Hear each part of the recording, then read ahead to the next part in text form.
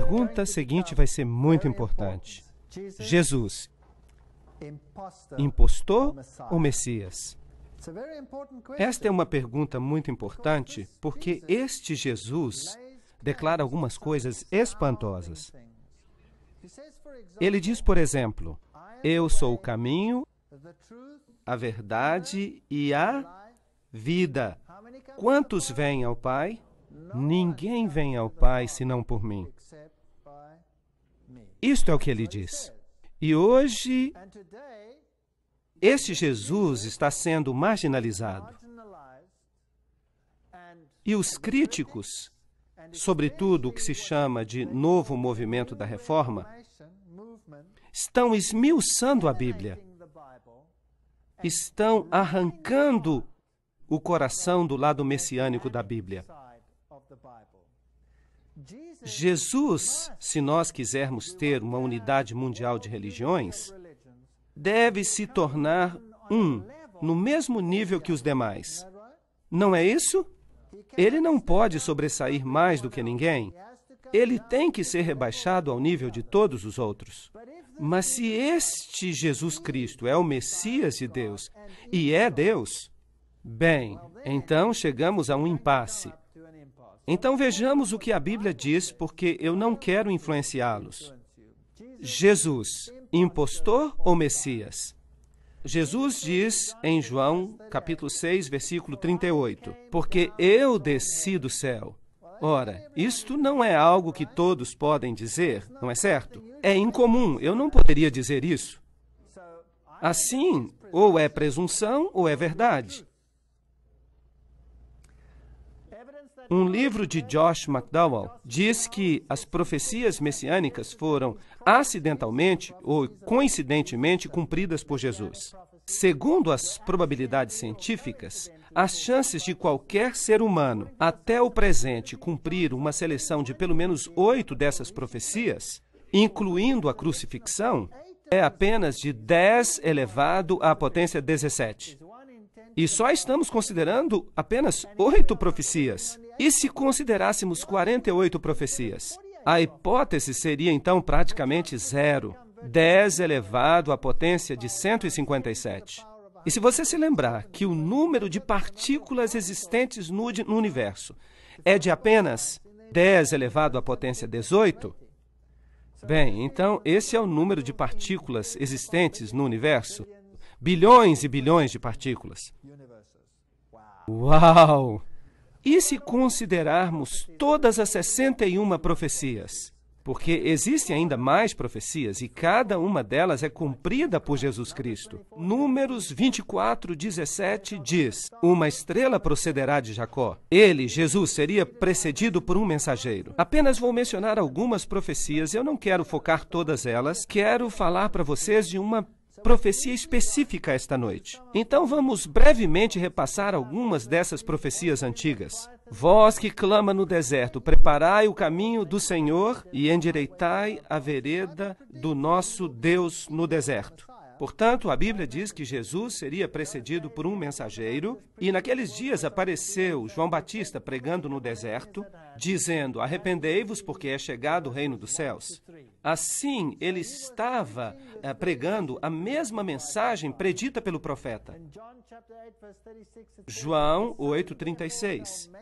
Depois que o Filho vos libertar, sereis verdadeiramente livres. Esta é uma profecia muito importante. Portanto, de acordo com esta declaração, a liberdade vem através de Jesus Cristo e mais ninguém. Porque ele diz que ninguém vem ao Pai senão por mim.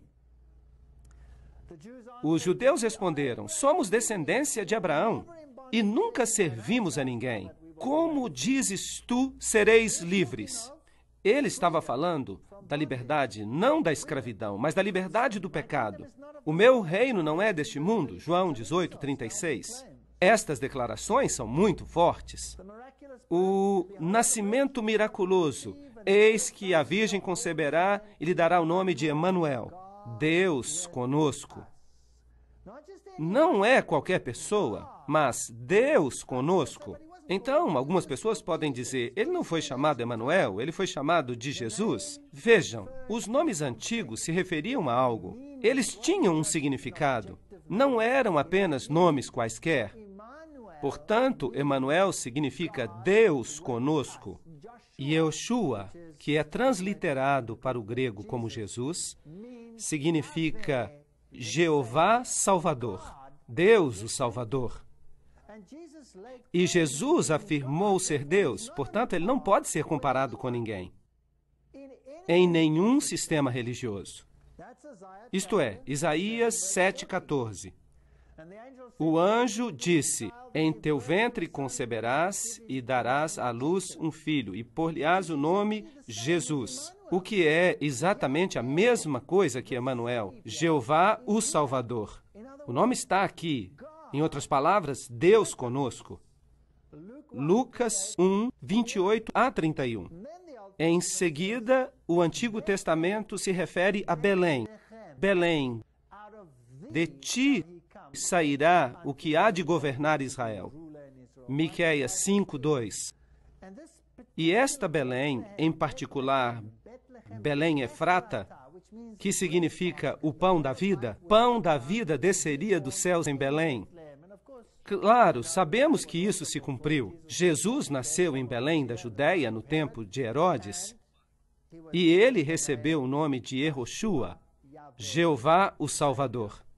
Jesus disse, porque o Senhor me ungiu para pregar as boas novas aos mansos. Esta é uma profecia do Antigo Testamento também, a restaurar os contritos de coração e a proclamar a liberdade aos cativos, a abertura de prisão aos presos e a apregoar o ano aceitável do Senhor, o dia da vingança do nosso Deus e a consolar todos os tristes. Isaías 61, 1 e 2. Lucas 4, 18 e 19 nos diz que isso é exatamente o que Jesus declarou acerca de si mesmo. Fica claro que o Messias faria milagres e os olhos dos cegos seriam abertos e os ouvidos dos surdos seriam também abertos. Então, o homem coxo saltará como um servo e o mudo cantará. E no Novo Testamento, Mateus nos diz, Lucas nos diz que Jesus curava todos os tipos de doenças, ordenando que aos tristes de Sião se dê óleo em vez de cinzas, gozo em vez de tristeza, vestes de louvor em vez de espírito angustiado. Nos Salmos, lemos que o Messias falaria em parábolas. Em parábolas abrirei a minha boca. Tudo isso disse Jesus com suas palavras. Mateus nos diz isso. A Bíblia prediz a entrada triunfal. Isso está em Zacarias 9:9. Eis que o teu rei virá a ti, justo e salvo, pobre e montado em um jumento. Todas essas coisas são predições do Antigo Testamento. Até o meu amigo íntimo, em quem eu tanto confiava, levantou contra mim o seu calcanhar. Isso se cumpriu e lemos em Mateus que Judas Iscariotes fez precisamente isso. E que tal este texto de Zacarias? E pesaram o meu salário 30 moedas de prata. Até o preço que foi pago por essa traição estava definido no Antigo Testamento. Tomei então as 30 moedas de prata e as deitei no tesouro de Jeová. E foi exatamente o que fizeram. Compraram o campo do oleiro com o dinheiro da traição. E ele havia dito, se me derem esse dinheiro, eu o entregarei. E ele então levou ao templo as moedas de prata e se retirou. E que fizeram eles? Compraram o campo do oleiro. E há um pequeno detalhe. Ofereci as minhas costas aos que me feriam e a minha face aos que me arrancavam os cabelos. Isso foi precisamente o que Jesus passou. Inacreditável. Não escondi a minha face dos que me afrontavam e dos que me cuspiam. Ele passou pelos tribunais 7 vezes. 7 vezes e foi golpeado no rosto, diante de Caifás, depois Anás, diante do tribunal à noite, logo depois, diante dos oficiais romanos. E em seguida foi enviado a Herodes e de volta a Pilatos. 7 vezes ele passou pelos tribunais. Não escondi a minha face dos que me afrontavam e dos que me cuspiam. Isaías 56. Então cuspiram no seu rosto e lhe deram socos, e outros o esbofeteavam. A Bíblia diz que o golpearam inúmeras vezes. Eles me odeiam sem causa. Salmo 69. Portanto, ele seria rejeitado. A Bíblia predisse isso. Odiaram-me sem causa. Ele foi oprimido e afligido, mas não abriu a sua boca. Como um cordeiro foi levado ao matador. Tudo está ali no Antigo Testamento. O Antigo Testamento dá testemunho de Jesus Cristo. E sendo acusado pelos príncipes dos sacerdotes e pelos anciãos, não respondeu nada. Assim como um cordeiro levado ao matadouro. Mateus 27:12. E balançaram as suas cabeças e disseram: olhem para este homem, de onde vem ele? Até a maneira como ele ia morrer. Salmo 22:16. Traspassaram-lhe os pés e as mãos, e o crucificaram, e foi contado com os transgressores. Isaías 53:12. Vocês sabiam que há cristãos, grupos de cristãos no mundo que negam essa profecia totalmente? Até negam que as profecias mencionadas aqui pertencem a Cristo, quando o próprio Novo Testamento refere essas profecias a Jesus. Eu fico assombrado só de pensar que há denominações protestantes que fazem isso. Me deram a beber vinagre. Salmo 69:21. Mateus 27:34. Crucificado com ladrões. Vocês sabem que foi assim que ocorreu. Olharão para mim a quem traspassaram, até mesmo a maneira com que seria crucificado. E ele levou sobre si o pecado de muitos e intercedeu pelos transgressores. Há várias profecias no Antigo Testamento acerca de Jesus. Lucas 23:34. Pai, perdoa-lhes, porque não sabem o que fazem. Cada pequeno aspecto acerca do Messias foi predito e é cumprido por Jesus Cristo. Repartem entre si as minhas vestes e lançam sortes sobre as minhas roupas. Antigo Testamento, Salmo 22:18. E poderíamos continuar seguindo aí por diante. Vocês sabiam que dividiram entre si as suas vestes, mas lançaram sortes sobre a peça branca. Por quê? Porque era inconsútil, de um só pedaço. E há uma tipologia nisso. A justiça de Cristo é inteira, perfeita. Ela é tão perfeita que não pode ser dividida. Por isso, lançaram sortes sobre a veste. Há uma linda tipologia aqui em João capítulo 19. As pessoas me perguntam, por que ele disse, Deus meu, por que me desamparaste? Porque isso foi predito em Salmo 22:1. Ele morreu a morte da superação total. Por você e por mim. Trespassaram-me as mãos e os pés. Até este detalhe encontramos predito. Salmo 31:5. As últimas palavras que ele diria: nas tuas mãos entrego o meu espírito. Pai, nas tuas mãos entrego o meu espírito. Tudo está ali no Antigo Testamento. Ele lhe guarda todos os seus ossos. Nem sequer um deles se quebra. Isso já é uma tipologia com o cordeiro da Páscoa. Ele tinha que ser comido, mas nenhum osso lhe era quebrado. Por quê? Porque os ossos do Messias não seriam quebrados. Era o dia da preparação e os judeus estavam com medo que ele descesse da cruz e escapasse. E não queriam ter que persegui-lo no dia de sábado, porque eles tinham muitas regras a respeito disso escritas no Talmud. Assim deram ordem para que quebrassem as suas pernas.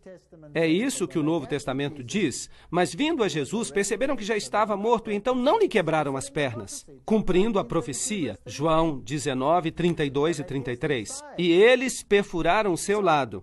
Portanto, o local do seu nascimento está predito, a forma como nasceria está predita, a sua traição foi predita e a forma como ele haveria de morrer está predita, pormenorizadamente. Eu lhe dei apenas um esboço, não temos tempo para entrar nos detalhes, nas nuances, porque tudo é absolutamente espantoso. Aqui temos uma bela declaração. Cristo foi tratado como nós merecíamos para que nós pudéssemos receber o tratamento a que ele tinha direito. Foi condenado pelos nossos pecados, nos quais não tinha participação, para que fôssemos justificados pela sua justiça, na qual não tínhamos parte. Sofreu a morte que nos cabia, para que recebêssemos a vida que a ele pertencia. Pelas suas pisaduras fomos sarados. Uma linda declaração. Porque Deus amou o mundo de tal maneira que deu o seu Filho unigênito para que todo aquele que nele crê não pereça, mas tenha a vida eterna.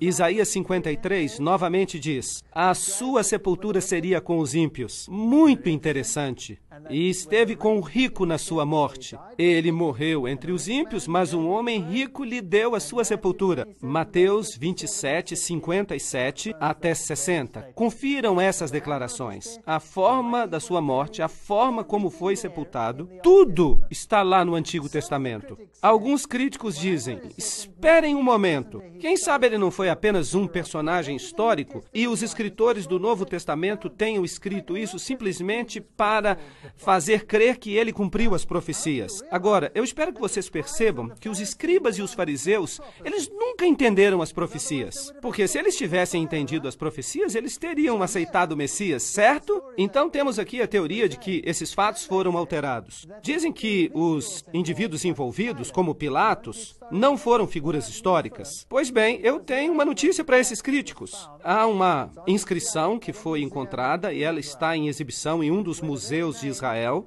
com os nomes de Tibério e Pôncio Pilatos. Esses nomes estão lá, porque são personagens históricos. Vamos passar uma vista de olhos em alguns historiadores. Tácito, o historiador romano que viveu no ano 115 depois de Cristo, fala acerca da perseguição de Nero aos cristãos no ano 46 depois de Cristo e diz: Cristos, de quem o seu nome é derivado, foi executado pelas mãos de Pôncio Pilatos no reino de Tibério. Portanto, temos uma fonte extra-bíblica que fala acerca dessas coisas, como elas aconteceram. Também temos Suetônio, um historiador romano que escreve em 120 depois de Cristo e diz: como os judeus estavam constantemente fazendo distúrbios, lembrem-se que os cristãos eram considerados uma seita judaica e por isso estavam sendo chamados de judeus. Essas perturbações eram então inspiradas por Crestus e o imperador Cláudio os expulsou de Roma. O Talmud, que é a tradição judaica, diz que na véspera da Páscoa judaica eles crucificaram a Jesus de Nazaré. Portanto, há várias fontes fora da Bíblia e das Escrituras que confirmam que Jesus viveu. Jesus era sempre central, porque o Messias era o centro da religião de Israel.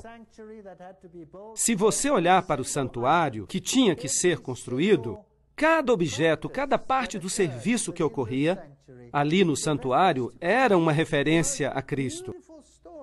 A mais bela história do plano da salvação é representada aqui no sacrifício do Cordeiro, o qual representava o Cordeiro que tiraria o pecado do mundo. Se você entrar no santuário, você verá uma pia que representa as consequências de suas ações, onde se lavavam os pecados e os confessavam. Jesus Cristo é a luz do mundo, Jesus Cristo é o pão da vida, Jesus Cristo intercessor, Jesus Cristo misericordioso. Tudo está lá e é uma bela história, mas não temos tempo para entrar em todos os detalhes, mesmo na tipologia do sumo sacerdote, porque o sumo sacerdote representava Cristo e era um símbolo, porque Paulo diz: nós temos um sumo sacerdote. Jesus Cristo, o único que entrou na majestade do céu. Hebreus 8, 1 e 2. Um sacerdote tal que está sentado à destra do trono da majestade no céu, ministro do santuário, do verdadeiro tabernáculo que o Senhor fundou, e não o homem. Esse é um tema muito interessante, porque Cristo não entrou num santuário feito por mãos humanas, figura do verdadeiro, porém no céu mesmo, para agora comparecer por nós diante da face de Deus. Ele entrou no próprio céu. Hebreus 9, 24. Todo o Novo Testamento é uma tipologia das próprias ações de Jesus. Portanto, agora temos um problema. O mundo espera hoje que todos se reconheçam como estando no mesmo nível, sendo iguais. Mas a Bíblia diz que há somente um caminho para a salvação, e esse é por meio de Jesus Cristo. E que Jesus não era apenas mais um de muitos profetas deste mundo, mas era o Messias predito. Deus, aquele que viria do céu para pagar o preço do pecado para a sua e para a minha salvação. E temos que ter uma opinião definida sobre esse assunto. Há uma profecia fantástica em Daniel que coloca este assunto para além de qualquer sombra de dúvida. Tanto assim que ela se tornou um pesadelo para aqueles que querem rejeitar a Jesus como Messias.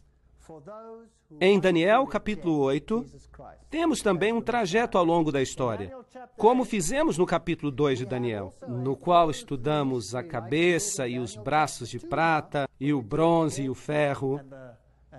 Mas aqui toda a história se repete, representada por animais. E você tem aqui um carneiro específico com 2 chifres, um maior do que o outro, e a Bíblia nos diz quem é. Não temos que adivinhar. E é uma referência aos medos e persas. E depois de falar desses 2 chifres, nos diz que um bode apareceu com um chifre notável entre os olhos. E novamente não temos que adivinhar. E Daniel capítulo 8 nos diz que o chifre proeminente do bode representa o primeiro rei da Grécia. E então quem era esse rei? Alexandre o Grande. Não temos que adivinhar nada. A Bíblia nos diz precisamente o que cada símbolo representa. A Bíblia também diz que ele se aproximou do carneiro e atacou o carneiro e lhe quebrou os 2 chifres. A Medopérsia foi conquistada, portanto, o bode chega voando, colocando sobre o outro toda a sua força e lhe quebra os chifres. E Daniel 8:8 diz que o bode se engrandeceu sobremaneira, mas estando no apogeu do seu poder, aquele chifre lhe foi quebrado. Portanto, Alexandre o Grande também chegaria a seu fim. E no seu lugar, 4 notáveis chifres cresceriam para os ventos do céu. E nós sabemos que a Grécia acabou dividida em 4 regiões. É muito interessante. Havia 2 generais lutando pelo império, mas depois de todas essas batalhas, restaram então 4 regiões. E daí saiu um chifre que cresceu muito para o Oriente, para o Sul e para a Terra Formosa. E ele se engrandeceu a ponto de enfrentar o exército do céu. E ele lançou por terra alguns do exército de Deus, algumas estrelas, e os pisou. E ele se engrandeceu contra o grande príncipe do exército. E por isso foi tirado o sacrifício contínuo. A palavra sacrifício está escrita em letras cursivas, significando que ela não está presente no texto original. Na versão King James, em inglês, quando se escreve uma palavra em letras cursivas, significa que essa palavra não está no original. Portanto, podemos dizer que por ele o contínuo foi tirado, e o lugar do seu santuário foi lançado por terra. Agora, todo este santuário representava o Messias, e Roma foi quem crucificou o Messias. Vamos falar deste assunto com mais detalhes depois, mais adiante.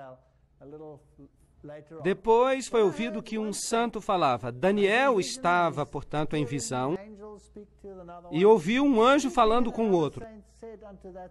E disse àquele outro santo que falava, até quando durará a visão do sacrifício contínuo? A palavra sacrifício está acrescentada. A palavra contínuo é tamid em hebraico. Tamid era o fogo que estava sempre queimando. Quando os judeus viam este fogo que estava sempre queimando, eles sabiam que um sacrifício estava sendo feito em seu favor. Poderemos voltar a este tema mais tarde, em outra palestra. E da transgressão assoladora para que sejam entregues o santuário e o exército, a fim de serem pisados. E ele disse, e agora nós temos um tempo profético, até 2.300 tardes e manhãs, e o santuário será purificado. Daniel 8, 13 e 14. Temos um tempo profético. Agora, não vamos lidar com esta profecia hoje. Estes 2.300 dias proféticos nós vamos explicar em uma outra palestra, em detalhe. Por isso eu não quero falar sobre isso agora em detalhes, mas precisamos ver que Daniel está se referindo aqui a um tempo profético definido. E eu quero ver apenas uma parte desse tempo profético, Daniel 8, 23 a 26. No fim do seu reinado, quando acabarem os prevaricadores, se levantará um rei feroz de semblante e será entendido em questões obscuras e se levantará contra o príncipe dos príncipes, mas sem mãos será será quebrado. Ali, novamente, temos uma frase, sem mão. É incrível a profecia. Nós vamos explicar essa frase mais à frente e nós veremos quem vai estar no comando quando Jesus voltar. A visão da tarde e manhã é verdadeira, tu, porém, sela a visão, porque se refere a dias muito distantes. Isto é, se refere ao futuro. E ele disse, até 2.300 tardes e manhãs e o santuário será purificado. Aqui está uma visão que foi dada a Daniel e ele não a entende. Ele não entende nada, mas dizem a ele, não se preocupe, você não precisa entender isso agora, isso será revelado num futuro distante. E nós também não vamos tratar deste assunto nesta conferência, vamos tratar sobre isso mais tarde em outra palestra. E ele então está pensando sobre esta visão, ele não entende, ele está ali em pé, Daniel 8:17, e ele veio até onde eu estava, e vendo, eu me amedrontei e caí com o rosto em terra. Daniel está em visão, e ele tem uma perspectiva desse ser celestial, e ele cai sobre o próprio rosto. Entende, filho do homem, porque esta visão será para o tempo do fim. Portanto, a visão diz respeito ao futuro, diz respeito ao tempo do fim. E há vários aspectos que preocupam a Daniel. E em seguida, em Daniel capítulo 9, do versículo 20 em diante, temos a explicação para uma parte da visão. Portanto, estando eu ainda falando na oração, o anjo veio voando rapidamente e falou comigo, dizendo, Daniel, e este é o anjo Gabriel. Agora saí para dar-te sabedoria e entendimento. Agora o anjo vai explicar alguma coisa. Assim, nós queremos saber do que se trata. Ouçamos, 70 semanas estão determinadas sobre o teu povo e sobre a tua santa cidade. Quantos dias há na semana? 7. Então, 70 semanas seriam 70 vezes 7. Com esta multiplicação, chegaremos aos dias. Portanto, 70 semanas estão determinadas. E esse povo, eles são os judeus. E a tua santa cidade? Que cidade é essa? Jerusalém. Para cessar a transgressão e para dar fim aos pecados e para expiar a iniquidade e trazer a justiça eterna e selar a visão e a profecia para ungir o Santíssimo. Daniel 9:24. Uma visão tremenda, uma profecia tremenda. Portanto, as 70 semanas estão determinadas, literalmente se diz cortadas, para, neste período de tempo indicado, todas essas coisas se cumprirem. Fim dos pecados, reconciliação pelas iniquidades, trazer a justiça eterna. Agora, quem é que faz isso tudo? Quem traz a justiça eterna? Quem pode trazer o fim do pecado? Somente Jesus. Temos aqui uma profecia messiânica. Agora, deixe-me dizer a vocês, os judeus estão muito aborrecidos acerca desta profecia.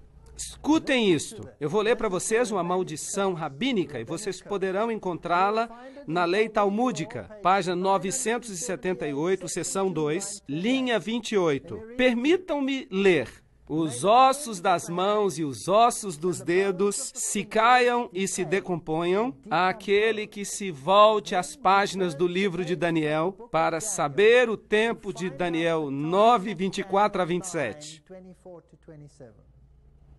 E que sua memória desapareça da face da terra para sempre.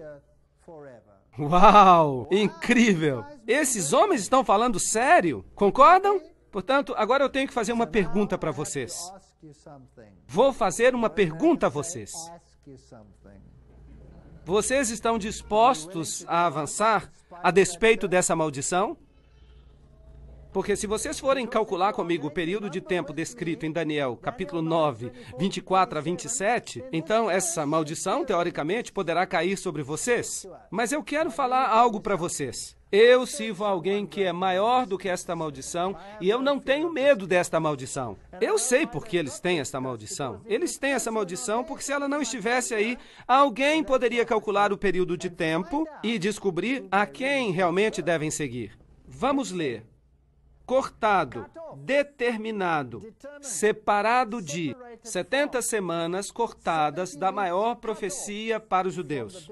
70 semanas são para os judeus. Agora vamos passar os olhos em profecia. Um dia vale um ano. Uma semana são, portanto, 7 dias. Então, no princípio, dia-ano significa que a semana inteira vale 7 anos.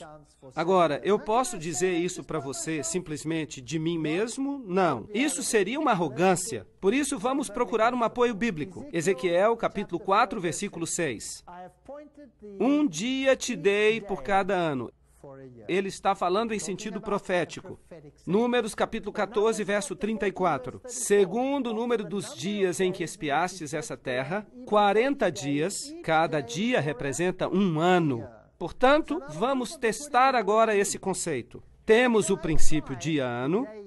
Vamos ver onde o número de 70 semanas nos leva.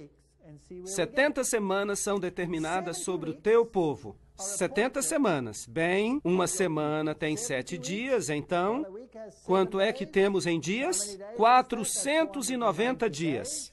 E este é o resultado, então, dos 490 anos proféticos que estão cortados, determinados. Cortados do quê?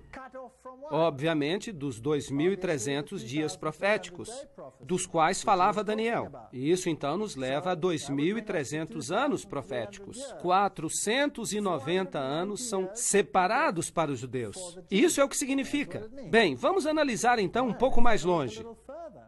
Bem, então, o santuário seria purificado no final desse período. Bem, mas agora eu vou tratar apenas desta parte da profecia, apenas das 70 semanas, para descobrirmos de que falava. Então precisamos saber quando começa esta profecia, certo? Assim, quando começam esses 2.300 anos?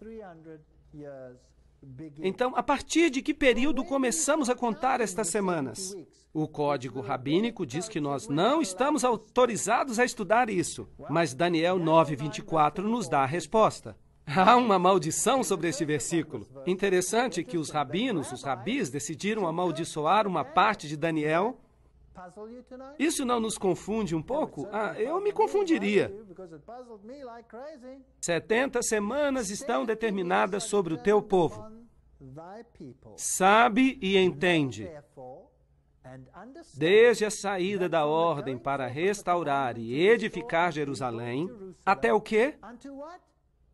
Até o Messias. Então, desde a saída do decreto para restaurar e reconstruir Jerusalém, lembre-se que Daniel está no cativeiro. Jerusalém está destruída, ela está desolada por 70 semanas. E começamos a contar quando? A partir do momento em que o decreto sai. Desde que sai o decreto, a ordem para edificar e restaurar Jerusalém, até o príncipe, o Messias, haverá 70 semanas, e as ruas e os muros se edificarão, mas em tempos angustiosos. Daniel 9:25. Incrível! Daniel acaba de receber uma profecia messiânica que diz precisamente quando é que o Messias viria. Você sabia que isso está na Bíblia? Sabiam disso? Ora, vamos analisar estes versículos. 7 semanas, 49 dias, 49 anos. 62 semanas, 434 dias e 434 anos. Onde nos leva isto? O decreto para reconstruir e restaurar Jerusalém, e então se passariam 7 semanas e o templo seria restaurado. E então o Messias, o príncipe, viria. E então, do que necessitamos? Precisamos de uma data para começar. Podemos identificá-la neste período de tempo, certo?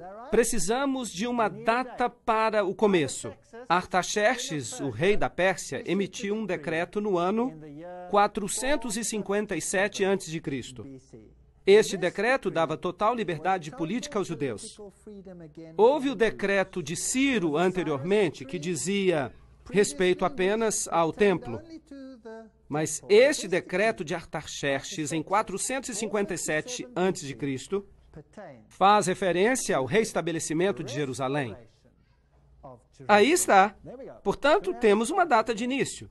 Então, 457 mais 483, que são os 49 somados a 434, isso nos remete ao ano 27 depois de Cristo. Agora, o que aconteceu, então, no ano 27 depois de Cristo? 69 semanas, 483, um dia por ano, você se lembra? Então, vejamos este decreto. Esdras 7, 12, 13. Artaxerxes, rei dos reis, ao sacerdote Esdras, escriba da lei do Deus dos céus, por mim se decreta que no meu reino, todo aquele que pertence ao povo de Israel, que quiser ir contigo a Jerusalém, vá. E este era o decreto. Por mim, Artaxerxes, rei dos persas, se decreta que todos os oleiros que estão além do rio, tudo aquilo que pedir o sacerdote Esdras, escriba da lei do Deus dos céus, prontamente se faça.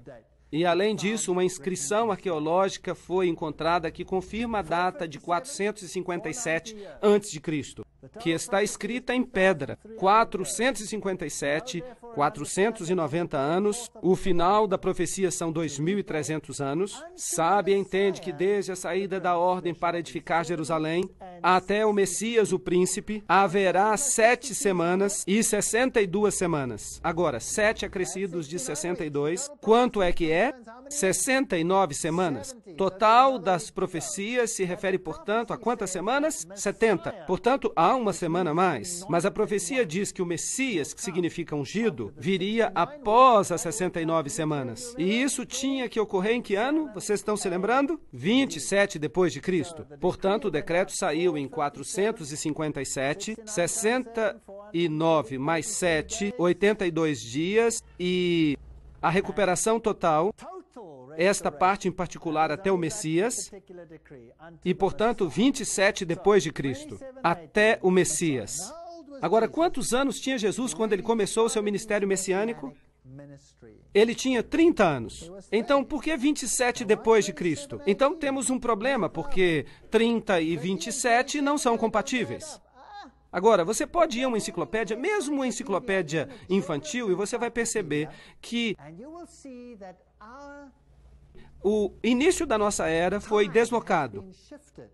Que, de fato, o começo da nossa era aconteceu uns 4 anos antes de Cristo.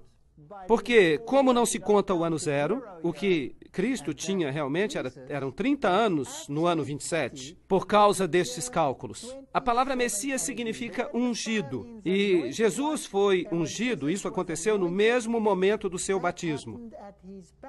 Agora, no ano 15 do Império de Tibério César, esta é uma citação das Escrituras, aconteceu que, enquanto as pessoas se batizavam, e se batizava também Jesus, aconteceu que o céu abriu. Lucas 3, 1 e 21. Agora, este ano de Tibério era o ano 27 depois de Cristo. Mas quantos Messias pode haver? Apenas um. Apenas um cumpre todos os pormenores da profecia. O ano 15 de Tibério César era o ano 27 depois de Cristo. E Jesus foi ungido com o Espírito Santo precisamente no momento certo da profecia. Agora você pode imaginar porque o Talmud rabínico diz: maldito seja aquele que calcula 7 semanas, porque o judaísmo teria chegado ao seu fim. Se eles aceitassem o que Daniel disse, o judaísmo teria chegado ao fim. E o Espírito Santo desceu sobre ele em forma corpórea, como uma pomba, e ouviu-se uma voz do céu que dizia: Tu és o meu filho amado, em ti eu me comprazo. Agora, ouçam o que diz Marcos, capítulo 1, versículo 15. Jesus foi ungido e o ano era 27 depois de Cristo, e dizendo: o tempo está cumprido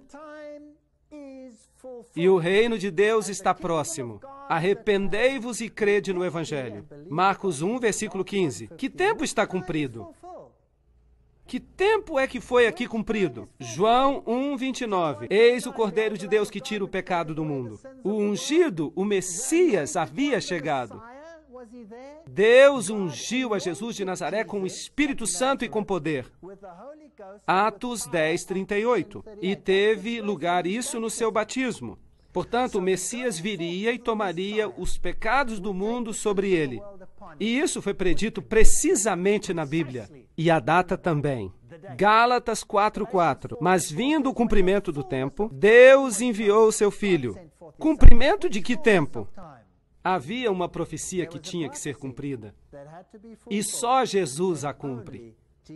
Mais ninguém. Eu vou deixar isso bem claro para que ninguém tenha dúvida. Ninguém, nem Krishna, nem Buda, nem Maomé, ninguém, mas apenas Jesus cumpriu. Ninguém mais. Portanto, apenas existe um Messias bíblico. E ninguém vem ao Pai senão por ele. Eu estive dando umas palestras na Alemanha. Quando eu disse isto, alguém se levantou na plateia e disse: mas isso é arrogância. Como é que alguém pode dizer que ninguém vai ao Pai senão por Jesus Cristo? Isto é uma arrogância. E o que acontece com todos os outros? Sim, eu disse, você tem razão, eu sou arrogante. Quando eu digo que ninguém pode chegar até o Pai, exceto por esta pessoa específica. Mas se alguém chega até mim e me diz, e eu estou ali sentado com a minha filha, e essa pessoa me diz, você é o pai dessa criança? E eu digo, sim, eu sou o pai desta criança. E essa pessoa me diz, com tantos milhões de habitantes no planeta, você diz que você é o pai desta criança? Isso é uma arrogância. Bem, quem sabe isso seja uma arrogância, mas poderá também ser que isso seja um fato, certo? Embora a minha irmã diga que a paternidade é apenas uma opinião, enquanto que a maternidade é um fato, talvez nós pudéssemos discutir este assunto, mas o fato é que o ponto da questão que eu estou fazendo é que se Jesus é o Messias, e se Jesus é Emanuel, e se Jesus é o Yoshua, Jeová, o Salvador, Jesus, então ninguém mais cumpre, certo ou errado? E se ele é o Criador, não há mais ninguém que se qualifique, certo? Então eu devo me contentar com a confusão, ou eu posso tomar uma decisão? E se me pedirem que eu adore uma outra pessoa?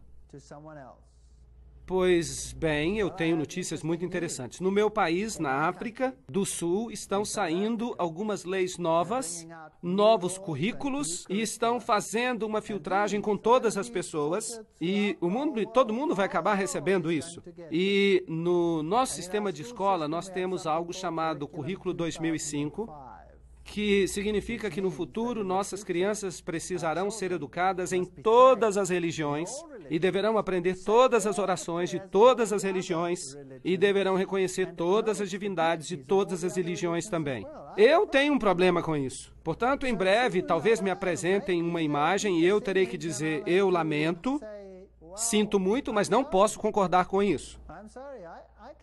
Vindo o cumprimento dos tempos, Deus enviou o seu Filho. Gálatas 4:4. E o que acontece na 70ª semana? Sabiam que existem ainda muitas pessoas? Sim, há muitas pessoas que interpretam as profecias deste mundo e algumas pessoas pegam esta profecia das 70 semanas e a lançam no futuro, um futuro indefinido. E dizem que esta semana pertence ao anticristo. Mas esperem um momento. As 70 semanas dizem respeito aos judeus para terminar a transgressão, trazer a justiça eterna. E tudo isso é messiânico. Tudo é messiânico. Depois das 62 semanas, o Messias será... Agora, o que é que está escrito ali? Será cortado. Mas não para si mesmo. O que significa isso? Ele irá morrer. mas não para si mesmo. Por quem? Por todos nós. É emocionante. É tremendamente empolgante. E o povo do príncipe que há de vir destruirá a cidade. Agora, temos aqui um quiasma, um paralelismo entre duas forças opostas. E se fala aqui de forças que estão a trabalhar, de um lado o príncipe da profecia e de outro lado alguém que virá para destruir a cidade. Quem é este? Foi Roma. Roma veio e destruiu a cidade no ano 70 depois de Cristo. Portanto, será cortado o Messias, mas não para si mesmo, e o povo do príncipe que virá destruirá a cidade e o santuário, e o seu fim será com a inundação. Até o fim da guerra, a desolação está determinada. Daniel 9, versículo 26.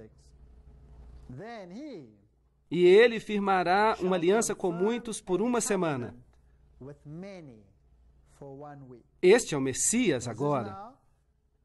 O outro governante, o Messias, e é assim que funciona essa forma de paralelismo quiásmico. Então, o Messias confirmará um pacto com muitos durante uma semana. Mas agora, por favor, notem isto. Na metade da semana fará cessar o sacrifício e a adoração. Uau! Como é que Jesus, o Messias, pôs fim ao sistema de sacrifícios? Ele se tornou o sacrifício. Ele se tornou o sacrifício, portanto, temos agora a 70ª semana. Amigos, por favor, pensem acerca disso. A 70ª semana ainda pertence ao Messias. Não pode ser atirada para o futuro, porque no meio dessa semana, a propósito, a metade de 7, quanto é que dá? 3,5. E por quanto tempo esteve Jesus ativo após a sua unção? 3 anos e meio. E no meio dessa semana, ele foi cortado, mas não por você ou por mim. Ele trouxe o fim ao sistema dos sacrifícios, porque ele se tornou o Cordeiro de Deus que tira o pecado do mundo. Não está certo? Portanto, apenas ele pode cumprir essa parte da profecia. Portanto, posso atirá-la para o futuro ou ela tem que dizer a respeito de Cristo? Pertence ao tempo de Cristo. Ele trará o fim do sacrifício e da oferta. Ele é a oferta. Há uma semana profética, ou 7 anos literais, que sobram na nossa profecia. Qual é a metade de 7? 3,5. 3 anos e meio. Desde o outono do ano 27 depois de Cristo até a primavera de 31 depois de Cristo. Portanto, temos o ano 27 mais 3 anos e meio. E o sistema de sacrifício dos judeus, simbolizado pelo templo, chega ao fim. O Messias seria cortado, mas não por si mesmo. É fenomenal. Esta antiga profecia aponta para Jesus e para mais ninguém. Apesar do desagrado de muitos líderes religiosos nos dias de hoje, na 70ª semana, 31 depois de Cristo, Jesus morreu, mas há ainda 3 anos e meio que sobram. 70 semanas estão determinadas para os judeus. O que aconteceu no ano 34 depois de Cristo? Eu vou lhes contar algo. Jesus disse aos judeus e aos discípulos: vão primeiro aos filhos perdidos de quê? De Israel. Ide primeiro às ovelhas perdidas de Israel. Ele não as rejeitou, nem mesmo na sua morte. Ele disse: ide primeiro às ovelhas perdidas de Israel. E eles trabalharam primeiro entre os judeus. Mas aconteceu em 34 depois de Cristo algo. Apedrejaram a Estevão. Apedrejaram a Estevão e os cristãos fugiram da perseguição. Quem foi enviado atrás deles? Lembram-se? Paulo. E Paulo recebeu uma visão e ele se tornou apóstolo de quem? Dos gentios. Pedro percebeu e através de uma visão de um lençol que descia com coisas impuras e que estava sendo enviado a Cornélio, um gentio, e ele vai a Cornélio e lhe diz que Deus lhe havia mostrado em visão que ele não deveria chamar a nenhum homem de impuro. Sabem o que ele diz? É ilegal para um judeu associar-se com um gentio, mas Deus me mostrou em visão que eu posso me aproximar de você. Portanto, no ano 34 depois de Cristo, Estevão é apedrejado. A missão de que o evangelho deveria ser levado através dos judeus, pelos judeus, chega ao fim, e os gentios agora prosseguem com a mensagem. Eles pregam o Cristo ressuscitado. Não é interessante? E qualquer judeu que queira ser exortado a viver pode ser recrutado, enxertado, mas tem que reconhecer que Jesus Cristo é o seu Salvador pessoal. E, portanto, precisa tornar-se cristão. E se você está em Cristo, então você parte da semente de Abraão. É assim que funciona. Cristo foi crucificado exatamente na hora certa, de acordo com a profecia, exatamente no momento em que a profecia disse que aconteceria. E no meio da semana, foi crucificado, mas ainda a misericórdia perdurou até que eles a rejeitaram totalmente. Não só rejeitaram a Cristo, mas também os seus seguidores. De acordo com a profecia de Daniel, o pacto de Deus com os judeus terminaria no ano 34 depois de Cristo. E daqui por diante teriam que ser enxertados à videira. Eles pregaram e foram rejeitados. Aqui na porta das ovelhas é por onde o trouxeram, onde o crucificaram. Queriam que ele viesse como rei dos reis e que destruísse os romanos, mas ele destruiu os seus pecados. De qualquer forma, eu ensinei a andar a Efraim, tomando-o nos braços, mas não entenderam que eu os curava. Oséias capítulo 11, verso 3.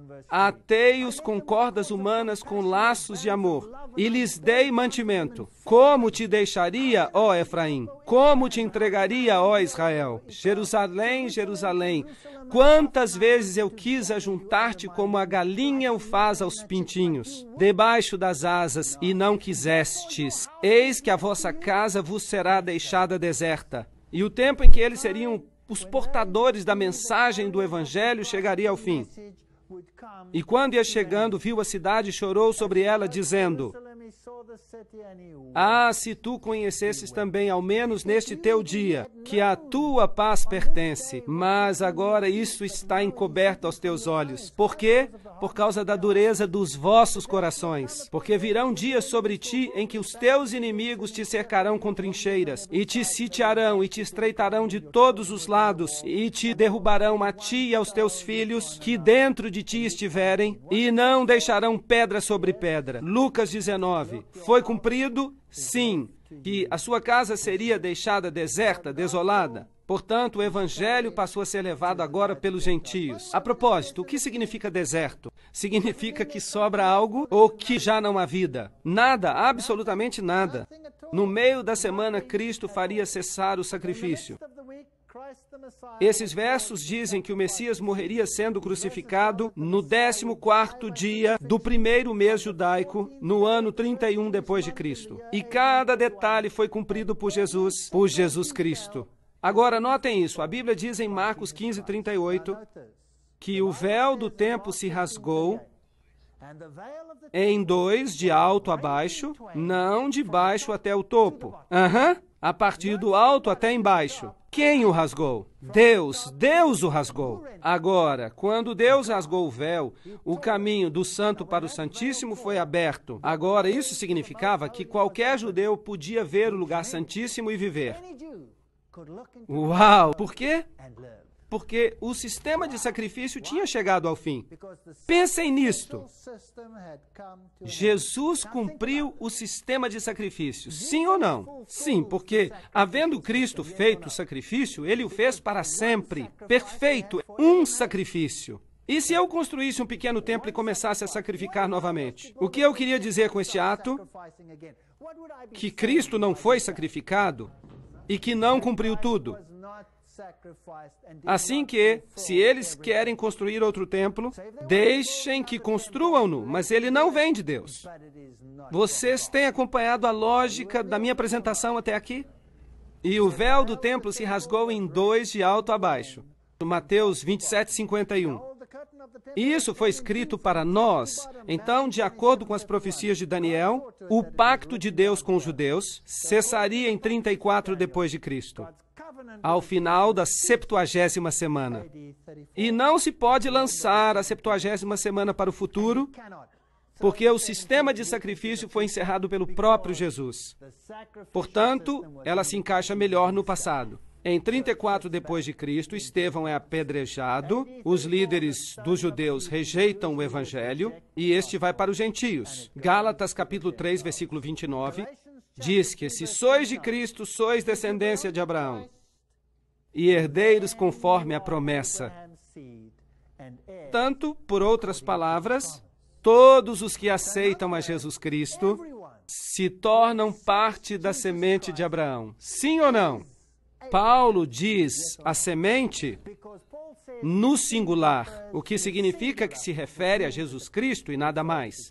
Porque em Jesus Cristo nem a circuncisão nem a incircuncisão tem virtude alguma, mas sim o ser uma nova criatura, e em todos aqueles que andarem conforme esta regra, paz seja sobre eles. E quem são estes? Os que aceitam a Cristo, são eles. Então, eu amo os judeus, eu tenho muitos amigos judeus. E diariamente eu oro com todo o meu coração para que eles aceitem o Evangelho. Espero que haja muitos judeus aqui hoje. Não estou querendo rebaixar os judeus, eu estou simplesmente explicando a profecia que aponta para Jesus. E ele me disse, até 2.300 tardes e manhãs e o santuário será purificado. E há mais coisas nesta profecia do que simplesmente isso. A purificação do santuário é uma festa judaica. E vamos vê-la mais à frente. É uma festa que se refere ao dia de juízo nos tempos do fim. Segundo a profecia, o fim do mundo, a profecia diz 2.300 anos mais tarde, e logo virá então a eternidade. Todos sabemos que esta terra foi julgada uma vez e destruída por um dilúvio. E todas as pessoas que não estavam na arca morreram afogadas. E da mesma forma, examinais as Escrituras, porque julgais ter nelas a vida eterna, e são elas que de mim testificam. João 5, versículo 39. Em Jesus temos vida. Em Jesus somos salvos. Em Jesus podemos entrar no reino. Em Jesus e mais ninguém. E se compreendermos esta profecia, então não poderemos ser enganados pelas coisas que vão acontecer no mundo. E quero alertar as pessoas deste país, as pessoas de todos os países do mundo, que esta confrontação decisiva vai ocorrer em breve. Mas se nós estivermos com o Senhor, ninguém se perderá. Obrigado pela atenção.